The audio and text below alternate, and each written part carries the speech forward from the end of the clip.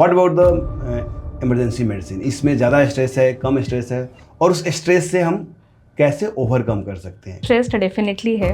इसके जो प्रोज हैं वो ये रहते हैं कि फर्स्ट ऑफ ऑल आपको शिफ्ट बेस्ड वर्क मिलता है, like you Okay. Get a 12 hour. Medical doctor हैं, फीमेल डॉक्टर हैं, क्या उनके पास ऑप्शन होता है कि रात की ड्यूटी को डिनाई कर सकते हैं कि नहीं, मुझे नहीं करनी है रात की ड्यूटी? ऐसा होता है ऑप्शन? सो ये डिपेंड करता है, एक तो सब्जेक्टिव बेसिस पे, जी। प्लस सिचुएशन क्या है। कहाँ अच्छी ट्रीटमेंट होती है, गवर्नमेंट में या प्राइवेट? और जो भी आपकी ओपिनियन है आप बताइए। यस। तो देखिए, गवर्नमेंट हो या प्राइवेट, जी। डॉक्टर्स का इंटेंशन दोनों जगह सेम है। ओके। उनकी मेहनत सेम है। मैंने दोनों जगह काम किया है, मुझे कोई फ़र्क मेरे उससे तो नहीं लगा। तो एज ए डॉक्टर आप क्या डिफ़िकल्टीज फेस करते हैं और कैसे डिसीजन ले पाते हैं एट दैट टाइम? सो इसके फेजेस क्या है कि अगर आप एक नए नए डॉक्टर बने हैं, यंग डॉक्टर हैं, जी। You are already very overwhelmed, you are scared, you are nervous. Okay. क्योंकि आपको किसी को भी, अगर हम एकदम फ्रेशली पास्ट MBBS है, उसको अगर हम ऐसे केस दे दें कि पेशेंट एकदम ब्रेथलेस हो रहा है,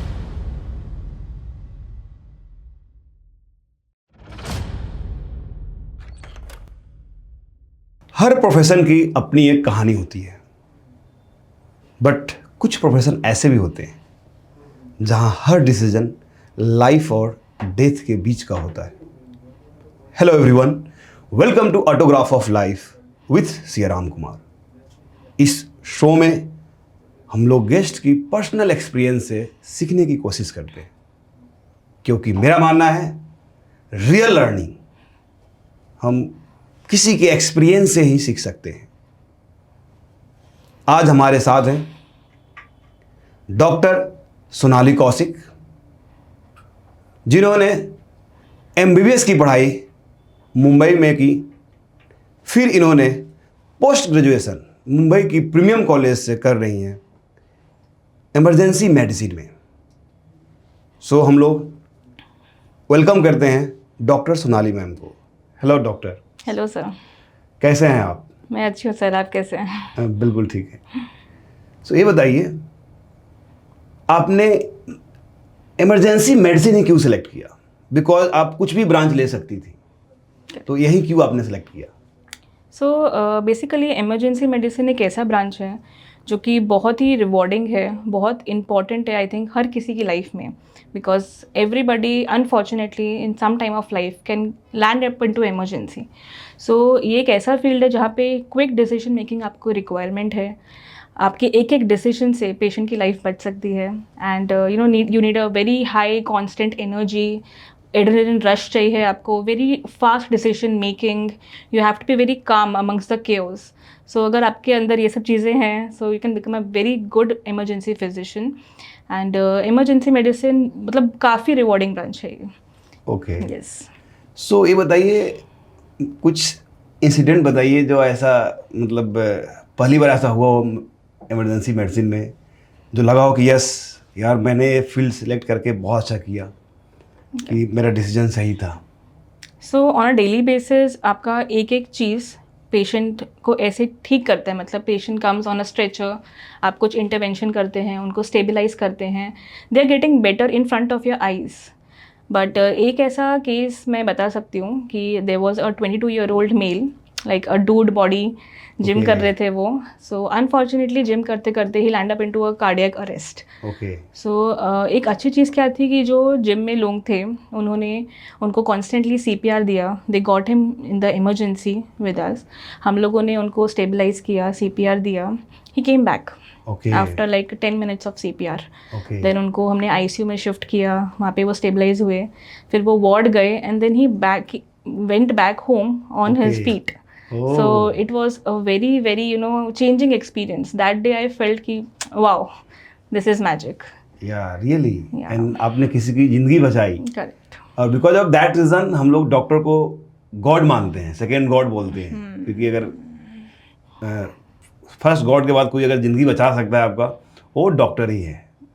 सो यस, तो ये बताइए मुझे, सिंस आपने इमरजेंसी मेडिसिन तो ले लिया, क्या इसमें नॉर्मल दूसरे ब्रांच की तरह हाई प्रेशर है या लो प्रेशर है, कैसा in terms of stress, because each and every field में स्ट्रेस है, करेक्ट। मेडिकल की डिफरेंट ब्रांचेज में भी स्ट्रेस है।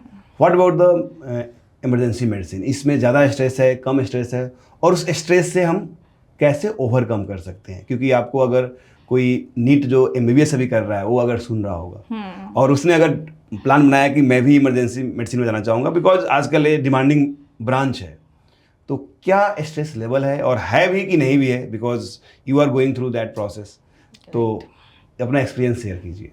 So, sir, as you correctly said, that emergency medicine is a very upcoming branch, but high stress definitely है।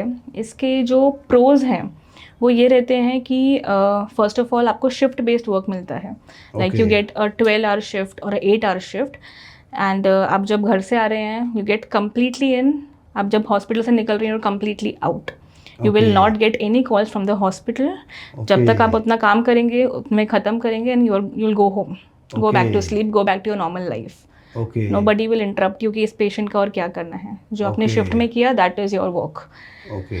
So ये इसकी pros हैं, it is very very high stress, constantly demands your very clear cut आपकी thinking होनी चाहिए, एक patient का क्या मैनेजमेंट होना चाहिए, लाइन ऑफ ट्रीटमेंट होना चाहिए, you cannot be confused.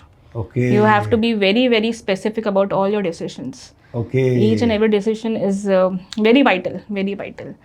और कॉन्स इसके ये हैं कि लॉट ऑफ सैक्रिफाइसेस, लाइक आपका फैमिली लाइफ सैक्रिफाइस होता है थोड़ा, फेस्टिवल्स पे you have to work, then night duties are a big stress to your own health. Okay, yeah but you know it's all worth when you see a patient getting better, it is all worth.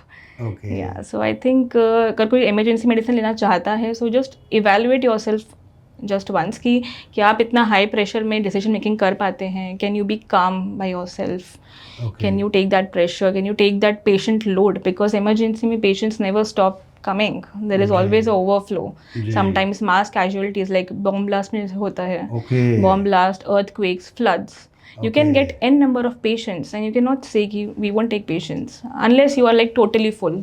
Okay. So that is how you have to go through this journey. Okay. Yes, बाकी branches भी demanding होते हैं definitely, like अ surgeon की life भी ऐसी ही होती है surgery में, लेकिन यू गेट अ लॉट, तब बहुत लाइफ में लेटर आपको इतना सक्सेस मिल पाता है, initially you are always struggling. Emergency medicine में you do your post graduation and you are a consultant now, okay, you are like अभी एंड ब्रांच जैसा है ये, आपको आगे करने की ज़रूरत नहीं है, you can handle all the cases if you are confident, अगर आपने इतनी इंटेंस ट्रेनिंग कर ली है तो। Yes, okay okay. तो आपने एक वर्ड यूज़ किया कि नाइट ड्यूटी जो है बहुत हैक्टिक होती है, सो नाइट ड्यूटी से ही मुझे एक इंसिडेंट याद आया कि आपने कोलकाता में देखा होगा जो है कि कैसे डॉक्टर के साथ रेप हुआ और लोग मिलकर, बाहर वाले मिनिस्टर बहुत कुछ लोग मिले हुए थे, तो क्या ये रियली ऐसा सिचुएशन होता है फीमेल डॉक्टर के साथ, या कुछ सेफ्टी और सिक्योरिटी हॉस्पिटल में होता है जो है, क्या है? कोई अगर डॉक्टर जो अभी MBBS कर रही हैं वो अगर आप देख रहे हैं, क्योंकि MBBS में तो ये एक्सपीरियंस होती नहीं है, जनरली ये पोस्ट ग्रेजुएशन में ही होती है जो है, तो आपका क्या इस पे एक्सपीरियंस है ऐसा, और क्या एडवाइस देना चाहेंगे उनको जो? सो जो कोलकाता में हुआ, first of all was very very unfortunate for any, not even female doctors, for any female in the first place. So ये बहुत डिपेंड करता है सिक्योरिटी कि आप कौन से इंस्टीट्यूट में हैं। लाइक समटाइम्स इन, आप बोल सकते हैं कोई ऐसा गवर्नमेंट सेटअप है जो कि काफ़ी रिमोट एरिया में है, they might not be having those resources, they might not be having any security. कल को अगर 10 लोग आके डंडा लेके आपको मारने आ जाए तो you might not have any option of any security, because वो इतना इस चीज़ पे खर्च ही नहीं कर रहे हैं। तो ये डिपेंड करता है हॉस्पिटल के एडमिनिस्ट्रेशन पे कि वो कितना अपना एक्सपेंस दे रहे हैं एक सिक्योरिटी के लिए, हॉस्पिटल के लिए, which is very very essential. Secondly, coming to a individual level, like अगर मैं एक फीमेल डॉक्टर हूँ, मुझे कहीं ऐसी पोस्टिंग मिल गई है कि वो बहुत किसी गांव में है, गवर्नमेंट हॉस्पिटल में है, सो इंडिविजुअली मुझे ये ध्यान रखना है कि I don't go to hospital में ऐसी कोई जगह जहाँ पे कोई रहता नहीं है रात के टाइम में, जैसे कि ब्लड बैंक हो गया या फिर कोई लैब्स हो गए। Try to be where people are more, even if you are going to a place, या फिर जस्ट जैसे आपका ICU और वार्ड है और ICU वार्ड से काफ़ी दूर है, रास्ते में आपको ऐसा लग रहा है डाउटफुल है, तो you can take a ward boy with you, और you can take a male with you, ये आप एक काम कर सकते हैं। एंड अगर कोई ऐसी जगह है जहाँ आपको पोस्टिंग दे दी गई जहाँ आपको सेफ़ नहीं लगता है, you can tell them, administration, that we cannot work over here. Okay This can be done. Secondly, I think कुछ अलार्म सिस्टम हम कर सकते हैं ऐसा कि फीमेल्स हैव यू नो एक Yeah. फ़ोन में कुछ ऐसा कि हम अलार्म दे सकें, या फिर we are sharing a live locations continuously, जो कि काफ़ी हॉस्पिटल्स में होता है, जैसे कि एम्बुलेंस में होता है कि Okay. एम्बुलेंस की लाइव लोकेशन काफ़ी हॉस्पिटल ट्रैक करते हैं कि उनकी एम्बुलेंस Okay. कहाँ कहाँ जा रही है. Okay. ऐसे we can try to track our doctors, nurses, but yeah it's a long shot, but this can be done. So बहुत अच्छा आपने एडवाइस दिया, और इसमें एक ये समझ सकते हैं कि मार्केट गैप भी आ गया मेडिकल फील्ड में, कि ऐसा हम अलार्म सिस्टम बना सकते हैं Correct, जो correct. फीमेल डॉक्टर के पास होंगी. और यू नो दैट मेडिसिन में मैक्सिमम फीमेल ही है, जैसा मैं सुना हूँ, क्योंकि मुझे तो इंजीनियरिंग का एक्सपीरियंस है तो मेडिसिन का एक्सपीरियंस नहीं है. तो जैसा कि मैं सुना है, तो अगर ऐसा कोई कंपनी आए, ऐसी स्टार्टअप लेकर आए, तो that is good for that startup और our society also. Very so yeah. तो ये बताइए, इससे से रिलेटेड मेरी नेक्स्ट क्वेश्चन है कि क्या ये हमारे पास जो कोई मेडिकल डॉक्टर हैं, फीमेल डॉक्टर हैं, क्या उनके पास ऑप्शन होता है कि रात की ड्यूटी को डिनाई कर सकते हैं कि नहीं, मुझे नहीं करनी है रात की ड्यूटी, ऐसा होता है ऑप्शन? सो ये डिपेंड करता है एक तो सब्जेक्टिव बेसिस पे, जी. प्लस सिचुएशन क्या है. अगर आपको ये एक ऑप्शन है, सपोज जैसे कोई वायलेंट पेशेंट्स हैं, जी. You can deny, you can tell your head कि patient is violent, I will not see. Okay. So it is now their responsibility to make sure कि patient attend हो by a male doctor. Okay. You can deny. Night duties completely deny करना, I don't think it is advisable. अगर your branch demands it, do it.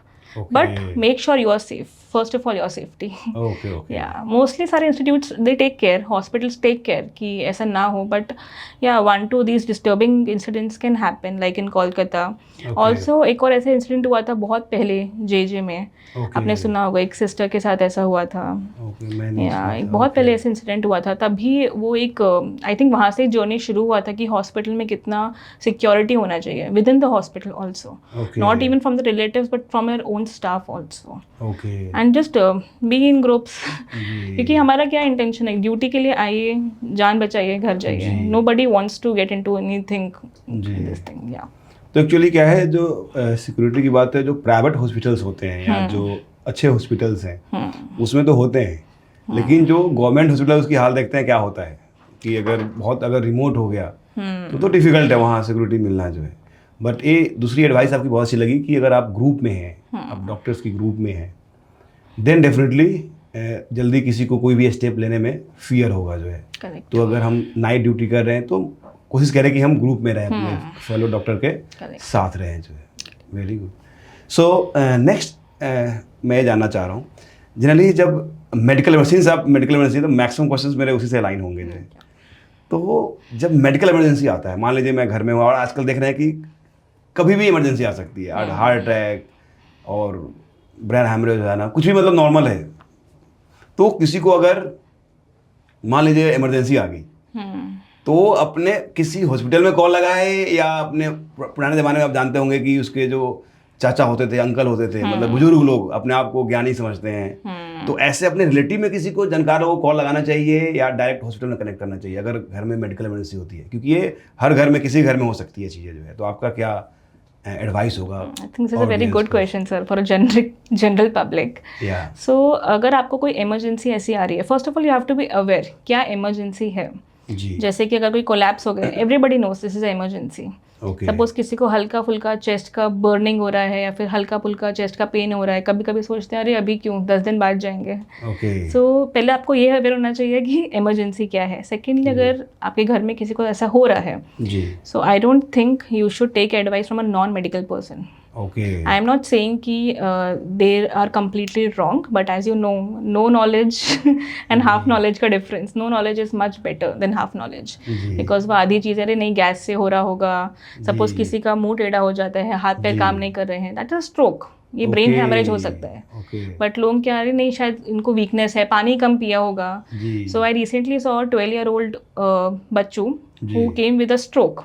Okay it is very rare to find बच्चों में paralyse होना। Okay so वो बच्ची को 2 दिन से शायद बहुत सर में दर्द था, फिर उनको सुबह सुबह वो अपने पैर नहीं हिला पा रहे थे, शाम तक वो अपने हाथ नहीं हिला पा रहे थे, ओके थोड़ा मुंह जबान लड़खड़ा रही थी। ओके तो वो ऐसे ही जैसे आपने बताया similar case, this is reality, so this is Okay. Reality. Okay. सो उनके कोई चाचा कोई तो उन्होंने कुछ ऑल्टरनेटिव मेडिसिन किया हुआ था, नॉट जी। MBBS, हम ऑल्टरनेटिव मेडिसिन। जी। उन्होंने बोला कि शायद ये पानी की कमी से हो सकता है। देखिए okay and when the child came to us we जी। डिड अ MRI एंड कितना बड़ा उनको ब्रेन में ब्लीड था। Okay so very unfortunate for her because life time she will be paralysed. Okay so ऐसे केसेस में if you really love your family, consult a specialist, doctor को Okay. Phone करिए, hospital को phone करिए, ambulance बुलाइए। जी। Doesn't matter कि आपके पास में कोई हॉस्पिटल बड़ा है या छोटा है, at least go to the small hospital. Every doctors know how to at least save the life. Basic तो वो कर पाएंगे, then you can shift to some other hospital, tertiary care hospital, but at least go to a doctor first of all. Okay. I think this you should take care for your own family. या definitely या generally क्या हो society में मतलब जो हमारे relatives होते हैं वो डॉक्टर बनने की कोशिश करते हैं और एडवाइस देते हैं। तो आपने बहुत सा एडवाइस दिया कि कोई भी हॉस्पिटल हो आसपास के, पहले आसपास के हॉस्पिटल में कनेक्ट करें करेक्ट। और उनको बचाने की कोशिश करें और बाद में फिर जरूरत पड़े तो उसको बड़े हॉस्पिटल में और अच्छे हॉस्पिटल में शिफ्ट करें, बट डॉक्टर के पास ले जाना कंपलसरी है। सिंस इससे रिलेटेड मेरा है कि जनरली आजकल क्या है, because of the AI and Google हर कोई आजकल डॉक्टर है। करेक्ट। कुछ भी हो जाए तो हम गूगल करते हैं यार, डॉक्टर तो बाद में देख लेंगे और खुद से अपना ट्रीटमेंट स्टार्ट कर देते हैं, कुछ करते हैं जो। तो क्या ये तो जनरली हम लाइफ में करते हैं, मतलब सर्टेन टाइम में भी ऐसा किया हूँ है। तो मैं ये पूछना चाह रहा हूँ कि क्या इमरजेंसी के टाइम में ये स्टेप लेना चाहिए कि डॉक्टर को कॉल लगाने की जगह पे मैं गूगल कर रहा हूँ कि ये क्या है, खुद से रेमेडी बना रहा हूँ उसका या खुद से मेडिसिन ले रहा हूँ मेडिसिन जाकर, तो क्या ये करना चाहिए या नहीं करना चाहिए, क्या आपका है? सो आई थिंक इसमें एक होलिस्टिक अप्रोच हो सकता है ये जी। कि सपोज किसी को कुछ इमरजेंसी आई, आप गूगल पे ये देखिए कि आप मेडिसिन के अलावा और क्या कर सकते हैं till the time you are shifting the patient to the hospital. Okay जैसे कि सपोज पेशेंट कोलैप्स हुआ, जी पहले सबसे पहले तो आप हॉस्पिटल में कांटेक्ट करिए, एम्बुलेंस बुलाइए, तब तक यू कैन सर्च कि मैं और Okay. क्या करूँ। सो Google might sometimes help you कि आप CPR शुरू करिए, CPR के स्टेप्स आपको बता दिए जाएंगे, यूट्यूब खोल के आप देख लीजिए स्टेप्स क्या है CPR के, जी एटलीस्ट आप वो काम कर पाएंगे।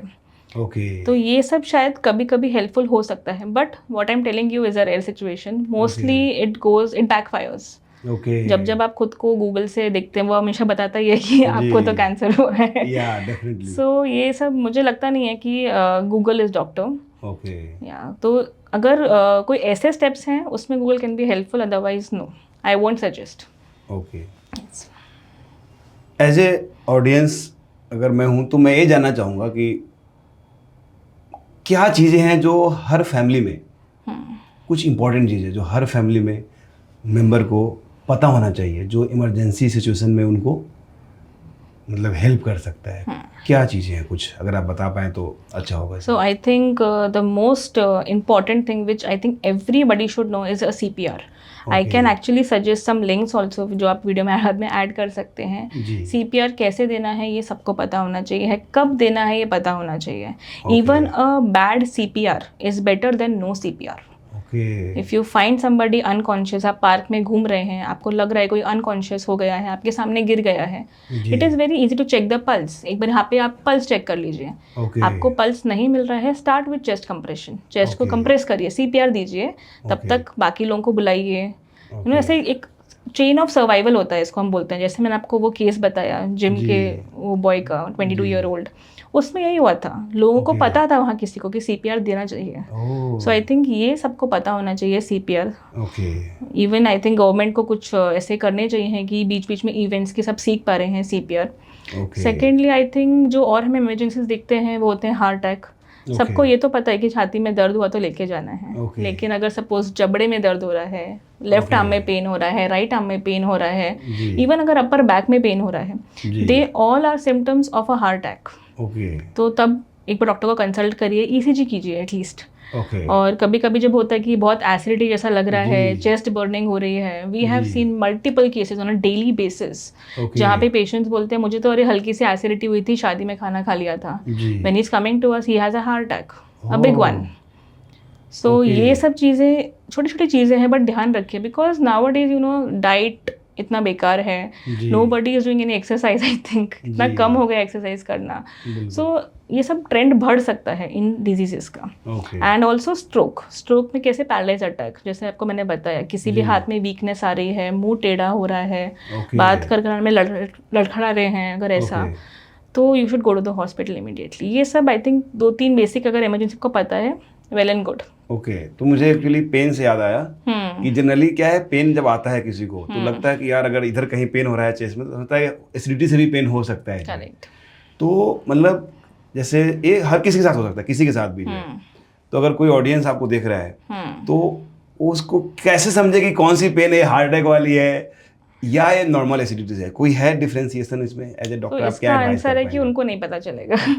ओके। ये आंसर है. You can never differentiate on a symptom level. ये चीज़ आप डिफरेंशिएट नहीं कर सकते. ओके। आपको जाना पड़ेगा हॉस्पिटल, आपको ईसीजी करना पड़ेगा. Even ECG is like 70% specific only. Oh. ECG gives you answer जब आपको ऑन गोइंग हार्ट अटैक हो. अगर आपको सपोज हार्ट अटैक आया है लेकिन शायद थोड़ा पुराना है, तो शायद वो ईसीजी पे प्रॉपरली नहीं आए. तो उसके लिए वी हैव कार्डियक मार्कर्स. कुछ ब्लड Okay. टेस्ट होते हैं, जैसे आपने कभी शायद सुना हो, ट्रोपोनिन वगैरह हम करते हैं. ट्रोपोनिन और भी काफ़ी सारे कार्डियक मार्कर्स होते हैं, वो करने चाहिए ब्लड टेस्ट. ओके। तो और अगर उससे भी सपोज कभी आंसर हमें नहीं मिला, but we have a very very strong suspicion, okay. तो फिर हमें एंजियोग्राफी जैसे हम बोलते हैं वो करनी होती है. इन सब के टाइम में इमरजेंसी बेसिस पे हम लोग इको भी कर लेते हैं. We are trained in that also कि हम वहीं पे इको करके देख लें कि हार्ट में हमें कुछ ऐसा लग रहा है कि कोई हार्ट का एक पार्ट मूव नहीं कर रहा है. ओके। सो ये सब काम आप घर पे बिल्कुल नहीं कर सकते. इवन मैं डॉक्टर हूँ, मुझे अगर खुद को एसिडिटी हो रही है और चेस्ट पेन हो रहा है, ओके। मैं डिफ्रेंशिएट नहीं कर सकती कि ये हार्ट अटैक है या नहीं, unless and until I have some proof, some medical proof. So science is beyond all of this.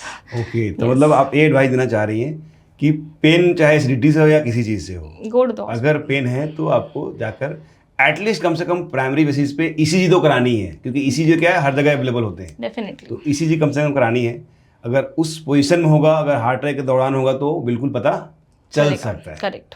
और फर्दर उसको डॉक्टर से कंसल्ट करके आगे करनी चाहिए. मतलब रिस्क नहीं लेना चाहिए कि यार एसिडिटी से हुआ है, रहने देते हैं, बाद में ठीक हुआ. बाद में फिर वही होता है कि बाद में आप सोचते हैं कि मैंने जैसे बताया कि 10 दिन बाद जाएंगे, चेस्ट पे नहीं तो हुआ है, एसिडिटी तो हुई है. काफ़ी सारी आंटियां बोलती हैं कि नहीं मुझे तो तक कब से तकलीफ है बेटा एसिडिटी का.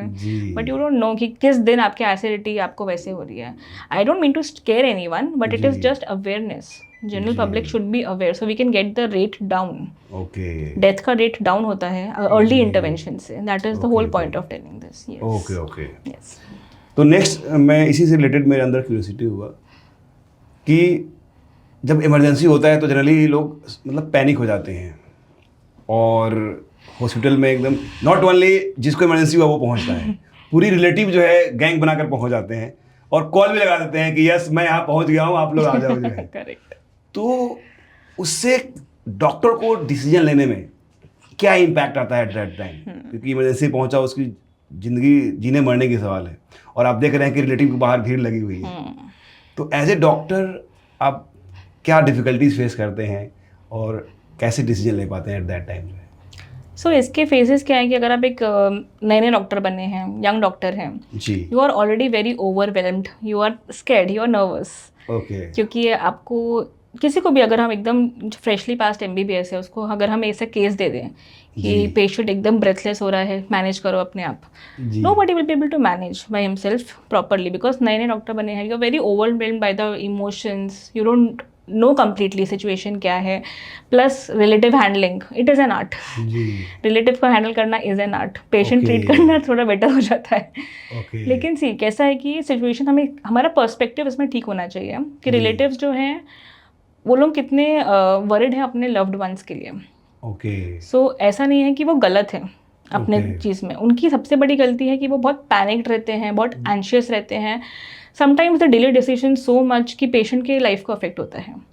तो ये जो डिले करते हैं वो system, that is their problem actually, that is their fault. वो मैं एक उनको बोलना चाहूँगी कि ये गलती होती है because they completely do not trust the doctors. कभी कभी बोलते हैं कि हमारे कोई चाचा डॉक्टर है, अभी हम उनसे बात करेंगे, हमारे कोई मामा डॉक्टर है, हम उनसे बात करेंगे. It is okay, take a second opinion, but you have come to me, trust on me, trust on the doctor. He knows what is best. तो आई थिंक रिलेटिव्स को वैसे हमेशा keep them in the loop कि आप patient के साथ क्या कर रहे हैं। अगर आप एक आईवी ले रहे हैं, ब्लड टेस्ट भेज रहे हैं, आपको क्या सस्पिशन लग रहा है। इमरजेंसी में प्रॉब्लम क्या है, इतनी बात करने का टाइम नहीं होता है हमारे पास। बात करने से ज़्यादा इंपॉर्टेंट है हमारा ट्रीटमेंट। सबसे पहले हम ट्रीट करते हैं, but yeah we make sure कि as soon as we get time, at least 2 minutes, we call one of the relatives. Okay. So you have to select this. This is also an art. Okay. You have to select the smartest relative. Okay. जैसे 10 लोगों का झुंड होता है, उसमें से आपको जो सबसे स्मार्ट लग रहा है on your experience level, call him up. उनसे बात करिए, उनको एक्सप्लेन करिए कि ये सब है, and just keep the same person till the end कि आप ही डिसीजन मेकर हैं अब इस रिलेटिव के। तो it is very very difficult, not even possible to counsel every relative, क्योंकि सबको डिसीजन जानना है कि क्या क्या हो रहा है। It is not possible, we have the next patient ready for us. So ये काउंसलिंग जो होती है रिलेटिव्स की, ये धीरे धीरे आती है। यंग डॉक्टर्स बहुत हो जाते हैं ओवरवेल्म। जब मैं स्टार्टिंग में मैंने जब ऐसे हैंडल किया था, सो ऐसे ही केस आया था, तो that lady also she just had delivered a baby. Baby deliver करने के बाद she got very breathless, very bad condition she came, and there were so many relatives, they are actually abusing us only. मतलब बीमारी तो आपके शरीर के अंदर है ना, आप हमें ही बोल रहे हैं। And they have just come, it's been only 2 minutes, you can not expect us. Relatives का ये है कि उनकी एक्सपेक्टेशंस बहुत हाई होती हैं। It is good to have faith, but you cannot have unrealistic expectation from us. Give us some time, 10 minutes at least. तो वो सुन के मैं बहुत ओवरवेल्म हो गई थी कि हमें ही ब्लेम किया जा रहा है। बट जैसे जैसे अब मैंने अपना आगे बढ़ी हूँ मैं, तो नाउ आई हैव अ काम। So this is a difference between a young doctor and a experience doctor. Experience doctors को फ़र्क ही नहीं पड़ता है उसके बाद में कि आप उनको क्या सुना रहे हैं। आप सुनाइए, मेरा प्लान ऑफ केयर एकदम क्लियर है कि मैं तो ये ट्रीटमेंट करने वाला हूँ। I will keep you in the loop, but I am not affected by anybody's shouting और अब्यूजिंग। ये जो होता है ना क्रिटिसिज्म हैंडल करना, ये सिर्फ यूट्यूबर्स नहीं, डॉक्टर्स को भी सीखना पड़ता है कि आपको भी क्रिटिसाइज कर रहा है कि आपको तो कुछ नहीं आता। It is okay, it is your perspective. हम अपना काम कर रहे हैं, और हम अपना काम जैसे एक पूजा करते हैं वैसे कर रहे हैं। Full honesty, full dedication, and अपना मतलब अपने पूरी ऑनेस्टी के साथ पूरी जान लगा के काम कर रहे हैं। सो ये आई थिंक एक अप्रोच होना चाहिए कि यू अंडरस्टैंड कि उनका भी पर्सपेक्टिव है कि they are worried, but you don't get debated by that. ऐसा मतलब अगर मतलब एक्सपीरियंस के अनुसार से डॉक्टर ये सीख जाता है कि रिलेटिव को हैंडल कैसे करना है। यंग एज में it is very difficult, but experience आ जाएगी तो इजीली वो मैनेज कर सकता है। That's very nice perspective. मेरा नेक्स्ट इसी से रिलेटेड है। एक्चुअली होता क्या है, इस पैनिक सिचुएशन में समटाइम्स डेथ हो जाता है पेशेंट का। अब वहाँ पे 2 सिनारियो होती है। मे बी समटाइम डॉक्टर का फॉल्ट हो, मे बी समटाइम डॉक्टर का फॉल्ट नहीं हो। तो अब यहाँ पे मेरी 2 क्वेश्चन है। एक है कि मान लीजिए अगर डॉक्टर की गलती से डेथ हो गया, तो सिंस डॉक्टर को पता है कि मेरा मिस्टेक है, बाहर की दुनिया को नहीं पता है चीज़ें, डॉक्टर को पता है कि हमने ये स्टेप्स गलत दिया, तो उससे वो डॉक्टर कैसे कोप अप हो पाता है? क्योंकि ये आसान नहीं है कि किसी को मेरी गलती से किसी की डेथ हो जाए, तो वहाँ से बाहर आ पाना डिफिकल्ट होता है। तो इस पे आपका क्या है कि वो कैसे उससे कोप अप आया जा सकता है? बिकॉज कोविड में तो मतलब बहुत ऐसा केस हुआ है कि लोग यंग लोग आए और डेथ होकर गए जो।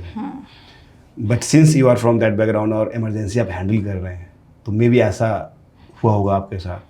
तो कैसे इसे कोप अप कर सकता है डॉक्टर अगर उनकी मिस्टेक से ऐसा कुछ हुआ है तो? यहाँ पे कैसा है कि सबका एक परसेप्शन होता है जी कि अगर सपोज हमारा पेशेंट तो आया था, उसके पास पल्स थी, वो तो ठीक था एकदम, तो अगर वो ठीक था तो आप हॉस्पिटल आए क्यों? पहले तो मेरा ये क्वेश्चन होता है उनसे कि अगर पेशेंट आया और फिर उसकी डेथ हो गई। सो इसमें क्या है कि डॉक्टर्स को ब्लेम करना बहुत आसान है, बिकॉज डॉक्टर्स की कमी है कि they don't know how to defend themselves and neither they have the time. So doctor सब कुछ करते हैं अपनी तरफ से। जैसे कि कोई भी आप अपना प्रोफेशन, जैसे आपका प्रोफेशन कोई है, जैसे कोई टीचर है, तो वो अपनी पूरी तैयारी करता है कि मैं बच्चे को इतना अच्छा पढ़ाऊँ कि सब टॉप मारे। पर अगर कोई बच्चा अगर सपोज हो गया फेल, तो क्या आप बोलेंगे टीचर गलत है? नहीं बोलेंगे, क्योंकि टीचर ने तो अपनी पूरी तैयारी की। वैसे ही डॉक्टर्स का होता है, we try our best, but we have to accept that despite doing everything, putting all our efforts, all our knowledge, sometimes we cannot revive the patient back. We cannot save the patient. It is difficult for the doctors to take it कि मैंने तो सब कुछ सही किया था, okay. जैसे मैंने अपनी जब फर्स्ट डे देखी थी तो I was actually crying oh, after the shift. I Okay. cried. I went back home. I cried for at least 2-3 hours. I told my mom कि we could not save that patient. And she also got कि क्या हुआ, ऐसा क्या हुआ. मैंने कहा मैंने सब कुछ किया पर वो नहीं बचा patient. Okay. So it is beyond our hands. We are not gods, to be very honest. We are just trying our best, level best, what we can do with what we got. Okay. सो हम लोग try पूरा करते हैं. तो ये मुझे लगता नहीं है कि ऐसे रहता है कि डॉक्टर्स की गलती, ये नहीं बोलूँगी कभी गलती नहीं होती है इनकी. जी. हो सकता है कभी कभी अनजाने में उनसे कुछ ऐसी गलती हो गई हो, but I don't think it is advisable कि आप उनको ऐसे ब्लेम करें कि आपकी वजह से डेथ हुई है. जो कि होता है, बहुत बार ऐसा होता है कि बहुत बार सबके रिलेटिव्स, अरे हमारा पेशेंट ठीक आया था, आपने मार डाला. जी, बिल्कुल ऐसा होता है. तो blame करते ही हैं. मैं तो हॉस्पिटल में किसी को मारने के लिए तो काम नहीं कर रहे हैं. जी. कोई सर्जरी होती है, सर्जरी के बाद मर गए, कोई भी सर्जन सर्जरी किसी को मारने के लिए नहीं कर रहा है, बचाने के लिए कर रहा है. जी. With whatever knowledge, whatever guts they have, they are जी. Doing it. बट अगर अनफॉर्चुनेट इवेंट्स होते हैं ऐसे, जी. It's easy to blame. And जैसे ग्रीफ के बहुत सारे फेजेस होते हैं, जी, जैसे जी. हमारे मेडिकल में हम पढ़ते हैं, तो फर्स्ट Okay. फेज होता है डिनाइल, Okay. कि डिनाई करते हैं कि नहीं एकदम ठीक था. Okay. देन धीरे धीरे दे गेट एक्सेप्टेंस. ऐसा भी 1-2 बार हुआ है कि स्टार्टिंग में पेशेंट्स के रिलेटिव ने मैं ब्लेम किया, Okay. एंड देन थोड़ी ही देर बाद 15-20 मिनट बाद ही they come back and say sorry ma'am, we are sorry, Okay. We are sorry, you tried your best but we are sorry. So Okay. वो एक है, एक साइकोलॉजिकल एक होता है कि anybody will get traumatised by their loved one's death. जी. But yeah doctors try their best, that is what I will say, they try their Okay, best. okay. या तो आपने काफ़ी अच्छा से एक्सप्लेन किया कि डॉक्टर अपना तो पूरा बेस्ट देता है, बट समटाइम्स अनफॉर्चुनेट अगर ऐसा कुछ हो जा रहा है तो उसमें डॉक्टर को ब्लेम ना करें.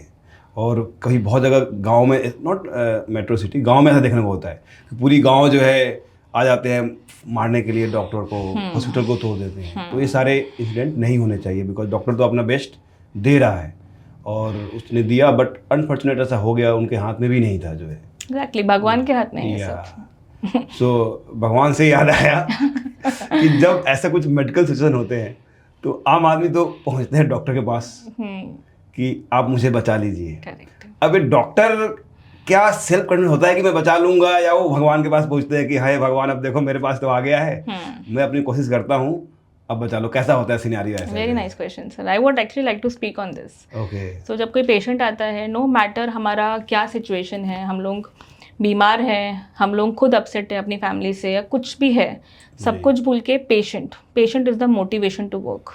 Okay. Patient is everything that time. तो हम लोग अपना पूरा एफर्ट डालते हैं. But yes, like I will speak on my behalf only. जब भी कोई पेशेंट आता है, मैं अपना काम कर रही हूँ, I am confident, I am doing it confidently, जी. बिकॉज मैंने इतनी पढ़ाई की है. MBBS में जो हम पढ़ाई करते हैं वो प्रैक्टिस हम अभी कर रहे हैं. ओके. जो टेक्स्ट बुक था वो एकदम परफेक्ट वर्ल्ड था, अरे Okay. पेशेंट आएगा, आपको ये करना है, पेशेंट एकदम ठीक. जी. Real world is difficult. Okay. बहुत सारे आउटकम्स हो सकते हैं. कितनी जी. बार हम पेशेंट्स को ऐसे प्रिक करते हैं, बाद में मालूम पड़ता है कि उनको तो मतलब कुछ यूनिवर्सल प्रिकॉशन था, मतलब उनको HIV वगैरह था. तो हमें भी एक रिस्क होता है इन्फेक्ट होने का, बट Okay. कुछ भी नहीं, हमें पेशेंट का नाम तक नहीं पता है. लाइक अगर आप बोलें कि कुछ रिलीजियस बेसिस पे हम ऐसा करते हैं, ऐसा कुछ नहीं. We try our best. जी. लेकिन I personally I keep chanting something, some mantras और समथिंग कि गॉड प्लीज हेल्प मी. मतलब I am the medium, you are the decider. Decide तो आप ही करेंगे क्या होने वाला है. इट इज़ नॉट, मैं बहुत छोटी हूँ इस चीज़ में, I can not change the outcome of any person in this way. जी. जो होना है वो तो होना है, भगवान सब करते हैं, but we are the medium कि हम बेटर कर सकें पेशेंट को. ओके. सो ये मेरा एक वो रहता है कि we are trying. Okay. But yeah जो हमारे हाथ में नहीं, हमारी खुद की डेथ हमारे हाथ में नहीं है. डिस्पाइट मेरी बिल्कुल. खुद की फैमिली की डेथ मेरे हाथ में नहीं है. बिल्कुल. उनकी लाइफ मैं ऐसे नहीं बोल सकती कि मेरे हाथ में है, ओके. वरना तो कभी कोई मरता ही नहीं. मरता ही नहीं, बिल्कुल. बट जो है वो है. जो ट्रूथ है वो है. या करेक्ट, भगवान ने जो डिसाइड किया है वो होता ही है. But yeah we try our best. Okay. मुझे एक स्टोरी याद आया कि मेरे लास्ट ईयर एक स्टूडेंट था जो JEE की तैयारी कर रहा था. तो उसके पापा से मेरी PTM थी, तो उनके पापा आए थे. He is best heart surgeon of Mumbai. तो उन्होंने बोला कि हम जब सर्जरी करते हैं तो मेरे हाथ में भी नहीं होता है बचाना जो है. तो प्रॉपर मैं, जो मेरा सर्जरी हॉल होती है जो के होता है, उसमें मैं हनुमान चालीसा चला देता हूँ और हनुमान चालीसा चलता रहता है और सर्जरी होता रहता है. ये एक्चुअली ट्रुथ है। जी। बहुत सारे ओटीज में आप देखेंगे कि वो लोग म्यूजिक प्ले करते रहते हैं। जी इमरजेंसी में क्या है, म्यूजिक बाहर तो हम प्ले नहीं कर सकते, इसलिए मेरे जी। मन में मैं भगवान का नाम लेते लेते काम करती हूँ जी कि अलग से तो टाइम नहीं है। जी तो कम से बिल्कुल। कम जब भी टाइम मिल रहा है भगवान का नाम लेते लेते काम करिए। ही माइट डायरेक्ट यू कुछ miracle, even we want miracles to happen. बिल्कुल। सो ये आप कर सकते हैं। Take help from God, there is no this shame in this. Take help from God and tell the patient कि we are trying our best. जी बाकी तो भगवान के हाथ में ही है, आप भी प्रे करिए। जी बिल्कुल, क्योंकि यार टफ टाइम जो है प्रे ही, दुआ काम में आती इट है गिव्स यू लोग आई थिंक वॉट, मतलब मुझे ऐसा लगता है कि भगवान क्या करते हैं, आपको स्ट्रेंथ देते हैं इस चीज़ के लिए, जी। इस टाइम पे। अब आप खुद सोचिए, आप खुद बीमार हैं, जी आपने अभी एक डेथ देखी है, जी जस्ट आपको टाइम भी नहीं मिला है उसे प्रोसेस करने के लिए। You have to decide now. एक शिफ्ट में हम कितने डिसीजंस लेते हैं, जी और एक डिसीजन गलत हुआ, it can affect the patient. जी तो वो स्ट्रेंथ चाहिए, वो मेंटल स्ट्रेंथ, वो बोल्डनेस आपके अंदर होनी चाहिए। वो बोल्डनेस, वो पावर आपको इसी चीज़ से आती है जी कि you also have a backup, कि है भगवान हमारे साथ। यस, ये बहुत पावरफुल चीज़ है कि हमारे साथ गॉड है। Correct correct. सो नेक्स्ट मैं ये आपसे पूछना चाहूँगा, एक्चुअली क्या है, ये माइंडसेट होती है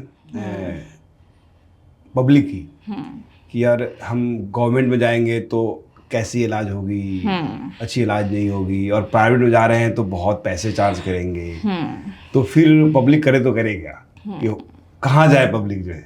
तो since you have experience of both government college and private college, तो ये बताइए कि ट्रीटमेंट में क्या डिफरेंस होते हैं गवर्नमेंट और प्राइवेट में, ट्रीटमेंट के पॉइंट ऑफ व्यू से पहले ये करेंगे। दूसरा पार्ट है इसका कि ये प्राइवेट हॉस्पिटल में इतना चार्ज क्यों करते हैं। ठीक है, तो ये दो पर्सपेक्टिव है, ये दोनों आप एक्सप्लेन कीजिए। तो पहले है ट्रीटमेंट के पॉइंट ऑफ व्यू से कि कहाँ अच्छी ट्रीटमेंट होती है, गवर्नमेंट में या प्राइवेट में, और जो भी आपकी ओपिनियन है आप बताइए। यस। सो देखिए, गवर्नमेंट हो या प्राइवेट, जी। डॉक्टर्स का इंटेंशन दोनों जगह सेम है।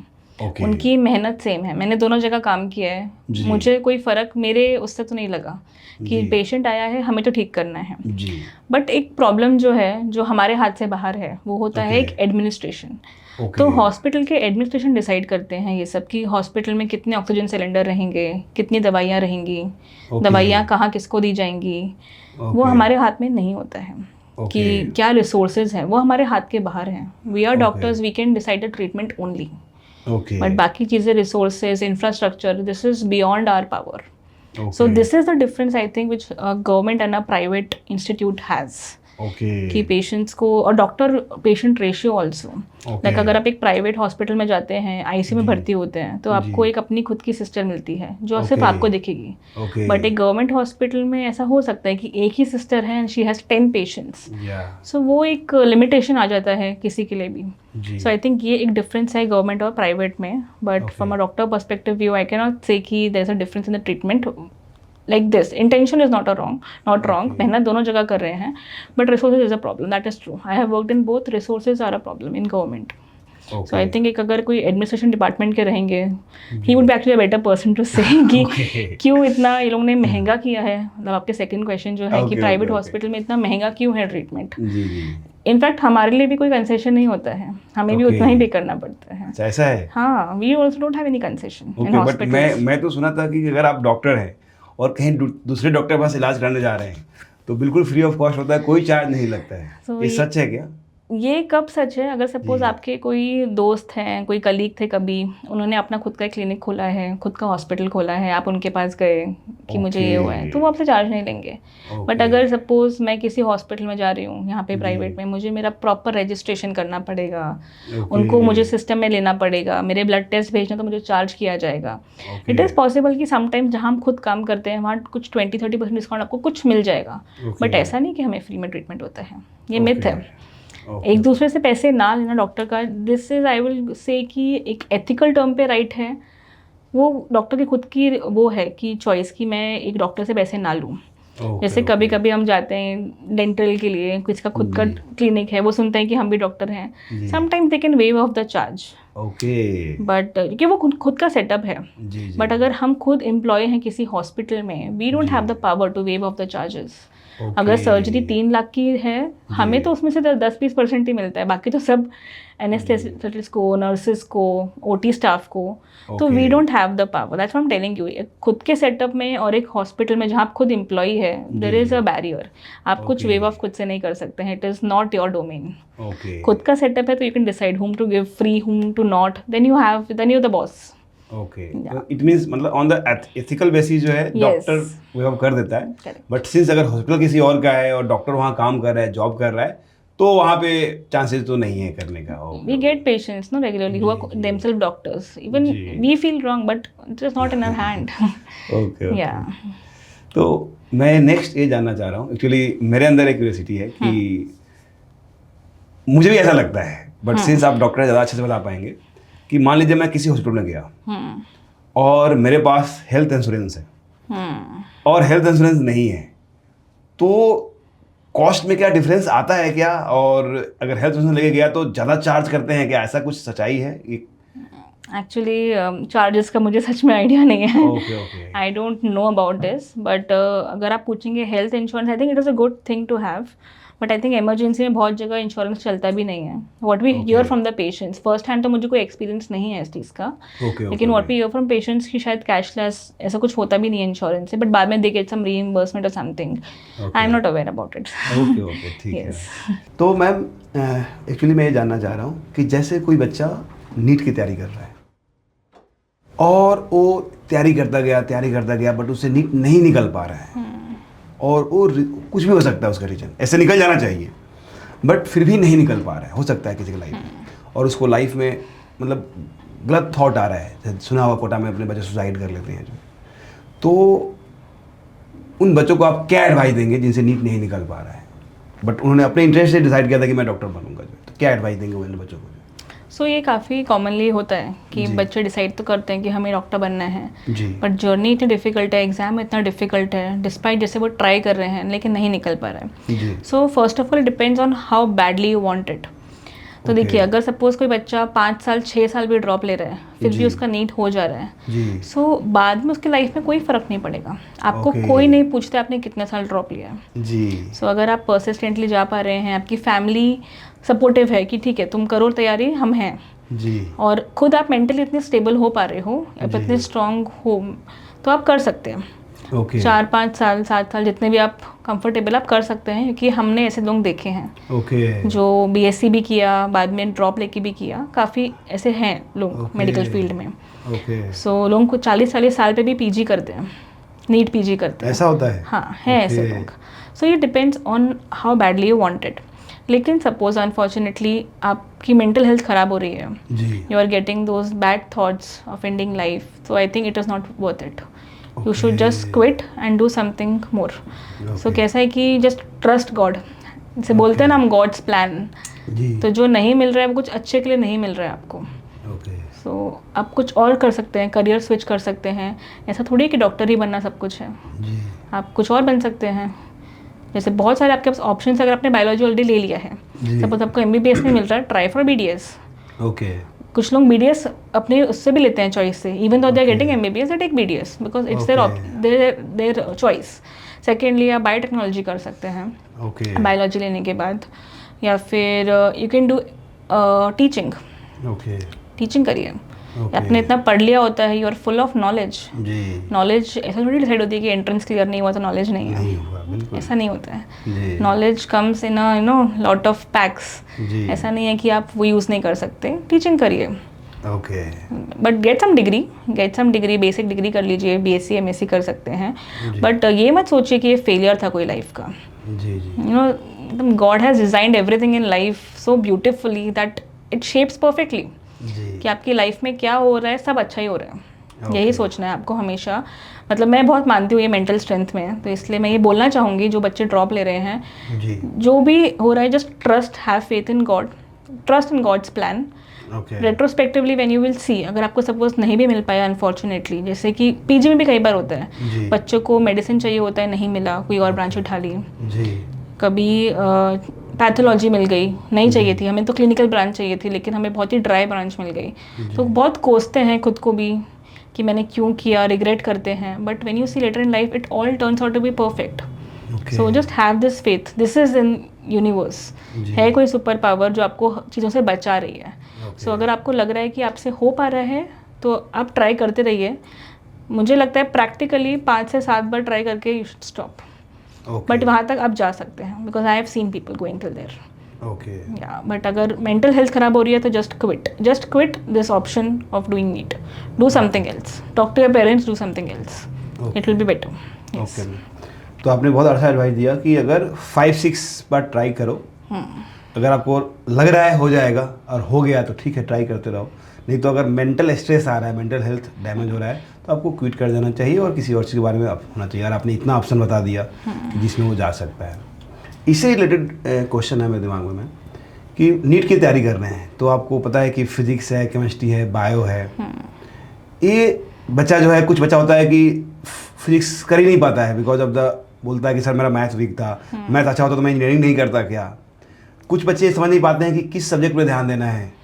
तो ये कैसे आपने बैलेंस किया और कैसे बैलेंस करना चाहिए, क्या एडवाइस देंगे जो बच्चे अभी नीट की तैयारी कर रहे हैं उनको? सो जो नीट यूजी के लिए पढ़ रहे हैं, 3 सब्जेक्ट हैं, फिजिक्स, जी। Chemistry, biology. जी। सबसे ईजीएस्ट मैं बताती हूँ, बायोलॉजी मोस्टली सब बच्चों का अच्छा होता है। ओके। सो बायोलॉजी के लिए just go to your NCERT, read it line by line, जी। That is enough. ओके। उसको साइड में रख दीजिए, वो सॉर्ट हो गया आपका। जी। सेकंड आता है केमिस्ट्री में ऑर्गेनिक इनऑर्गेनिक केमिस्ट्री जो रहती है, सॉल्व मैक्सिमम क्वेश्चंस, ओके। वो भी इजी पड़ता है। ओके। सबसे टफ जो सबको पड़ता है वो है फिजिक्स। जी। सो कैसा है कि जो आपकी वीकनेस है उस पर सबसे पहले वर्क करिए। सो फिजिक्स के लिए ट्रस्ट वन सोर्स। ओके। एक एंट्रेंसेस में ना एक बहुत बड़ी प्रॉब्लम है, जी। You have so many sources कि यू गेट कंफ्यूज्ड। जी। सो एक सोर्स लीजिए, उसी को पढ़िए, ओके। उससे हो जाएगा क्लियर आपका। Okay. But keep that faith कि इसमें से पढ़ूंगा मैं, and solve maximum questions. Okay. जितने आप क्वेश्चन सॉल्व करते हैं उसी से आपको समझ में आएगा कि टॉपिक क्या है। जी। कई बारी मैंने जो टॉपर्स के इंटरव्यू देखे थे मेरे टाइम पे, जी, तो जी। उसमें मैंने खुद तो कभी ट्राई नहीं किया, बट जी। आई थिंक अगर ये वर्क कर सके तो कोई ट्राई कर सकते हैं जी। कि आपने कोई टॉपिक पढ़ा तो उसके डेप्थ में पढ़ने से पहले वो बच्चे क्वेश्चन सॉल्व करते थे एमसीक्यूज के, कि एमसीक्यू क्वेश्चन से आपको समझ में आता है कि हाई यील्ड टॉपिक्स क्या हैं, जी। एंड देन आप टेक्स्ट पढ़ते हैं तो आपका माइंड ज़्यादा फोकस कर पाता है उन टॉपिक्स पे, एंड वो आपको बेटर यील्ड देता है एग्जाम में। ओके। ये एक तरीका हो सकता है। नहीं, बिल्कुल सही तरीका है, क्योंकि मुझे याद है मैं जब फर्स्ट पॉडकास्ट किया था तो मेरा एक रिलेटिव है, उन्होंने सिर्फ एमडी के लिए 2.5 मंथ पढ़ा और उन्होंने सेम टेक्निक यूज़ किया कि पहले वो सारे टॉपिक के क्वेश्चंस कर गए और फिर पढ़ा, और वो अभी एनेस्थीसिया एंड क्रिटिकल केयर में उनको एमडी मिला है। 2.5 मंथ जस्ट तैयारी किया उन्होंने और सेम टेक्निक उन्होंने यूज़ किया है। बहुत पावरफुल टेक्निक आपने बताया जो। हाँ, सो ये एक तरीका हो सकता है। मतलब मुझे तब तरीका तब पता नहीं था, मुझे ये बहुत लेटर रियलाइज हुआ, लेकिन अगर आप स्टार्टिंग से यूज़ करें तो it could be I think game changer for you. So ये एक तरीका हो सकता है। Secondly, revision is the key. हम कैसे कि पढ़ तो बहुत लेते हैं, फैला बहुत लिया है, समेट नहीं पा रहे हैं अब लास्ट में। So just make sure exam के 1 महीने पहले तक you are ready with what you have to read. मैंने ये काम नीट पीजी में किया था, यूजी में मैं नहीं कर पाई थी, कि make a last minute revision book. So उसमें आप वो चीज़ें लिखिए जो आप भूल जाएंगे। पढ़ते पढ़ते समझ में तो आ जाता है हमें कि हमारी वीकनेस क्या है। सपोज जैसे कि तब मुझे जो याद है अभी केमिस्ट्री में कि थर्मोडायनेमिक्स मेरा वीक हो गया था। सो जो भी आपको लग रहा है कि वीक है, लिख लीजिए उस बुक में, लास्ट में पढ़ लीजिए, and last 1 month should be purely revision. Solve maximum questions, give exams. और एक और चीज़ है जो शायद सबको पता नहीं होती है कि मॉक टेस्ट में आपके क्या मार्क्स आ रहे हैं, डजेंट मैटर। लास्ट में जब एग्जाम होगा main, game can change, because people have, I have seen people doing this, कि मॉक टेस्ट में तो लाखों में आ रहे हैं और जब एग्जाम दिया तो 3000 रैंक। वो क्यों हो पाया? बिकॉज उसने वो एग्जाम में गया, मॉक टेस्ट में गया, 400 उसने क्वेश्चंस पढ़े, कुछ सीखा।